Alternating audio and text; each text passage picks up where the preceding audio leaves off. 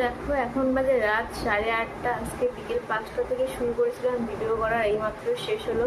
এগুলো ওঠাতেও পারিনি কারণ আগে এসে ভাত বসিয়ে দিলাম, একটু পরে এবার সোনার চলে আসবে। আর সোনা তো আজকে আছে ওই বাড়িতে, যার জন্য এত টাইম ধরে ভিডিওটা করে শেষ করলাম। আসলে একটা 2 মিনিটের ভিডিও অন্যভাবে করার চেষ্টা করছিলাম, তো সেটা করতেই আমার 2 দিন লেগে গেল। আর আজকে তো এতগুলো টাইম লেগে গেল, তার সাথে কয়েকটা শর্ট ভিডিও করেছি আজকে।